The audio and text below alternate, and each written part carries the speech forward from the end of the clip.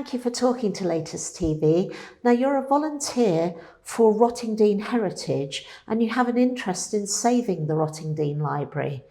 How many people are involved in this campaign? We have a very active campaign. There's over 3,000 signatures so far.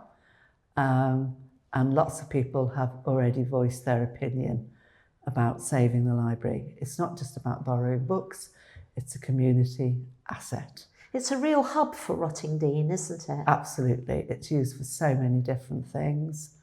The children's section is lovely. It gets the local children involved because we have 2 primary schools in the village. It's for everybody in the village. And it links us into the bigger library services as well, which is very good. We can access it 7 days a week. Okay, so it's Different just times. staffed on 2 of the days, is That's that right? Yeah, it was 3, it's been cut down to 2. And the council's thinking they want to save money by closing us and 2 other libraries in the city. And when it's not staffed, do members still have access? Yes, we have a libraries extra card, so which you can use here with a PIN number, so you can access it on all the hours here, which I think is really good because it caters for everybody, people who are working as well. It's in a beautiful building, a historic building. Yes, it is. The Grange, and you're a volunteer here at the Grange. That's right. And the Art Gallery and Museum, will that also be at risk? Not at the moment. Rottingdean Heritage, just over the weekend, have voiced their support, that they're supporting wholeheartedly the campaign to save the library. They lease the building from the council, and that's up in 2030. Okay. So obviously a lot of people are thinking, will this have a knock-on effect? You know, the library and what else will happen? But there is consultation going on at the moment, and there's a meeting on the 9th of September here in the Grange. Okay. Sarah Elizabeth is heading the campaign, and she's been in contact with councillors and our local MP as well. Okay. About the situation and about what we would lose as a community asset. So as a volunteer, you're voicing your concerns on behalf of the community. Oh, absolutely. So, and the library is an asset for young people, older people, all the residents. Everybody, anybody that lives locally who uses it.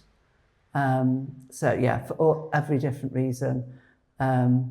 Spending time, grandparents, you very often see grandparents and grandchildren spending quality time here.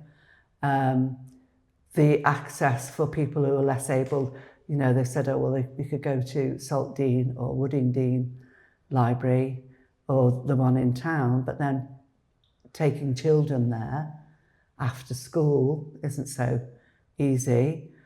People with mobility issues, anybody with any disabilities and things like that, the logistics of getting on a bus. Also, people are time poor these days, the time taking to go to another library. There's all those aspects, but also the fact that, you know, through the housing cost of living crisis, it was deemed as a warm space, a safe space as well. You can play jigsaws here, you can do use the computers, you can do courses. There are people, you know, who arrange to meet people here to do, you know, courses or help them with things. So it's used for so many different reasons. And for older people, anything that really helps to combat loneliness and keeping active. Oh, absolutely. Must be applauded, yes. Really. Yeah, absolutely.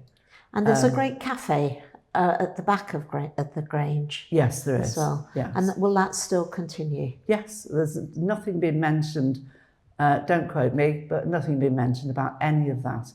It's just the library at the moment. Okay, so Save Our Library at Rottingdean Grange, ongoing campaign, over 3,000 signatures so far. Yes. And if people want to know more, there's a public meeting the 9th of September.